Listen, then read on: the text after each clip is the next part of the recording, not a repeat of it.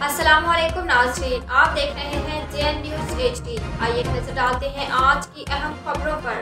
Report करते हैं bureau chief JNTV doctor Asghar Noon. Kahror Pacca bar association ने मुतफ़िका तौर पर डेरों की सियासत को मुस्तरद कर दिया। तफसील के मुताबिक कहरोड़ पका बार के इलेक्शन 2023-2024 के इलेक्शन के लिए 6 माह की तकरीरी को मुस्तरद करते हुए फैसला किया है। इन ख्यालत का इज़हार सदर बार कहरोड़ पका राना सज्जाद हुसैन अत्रा ने किया।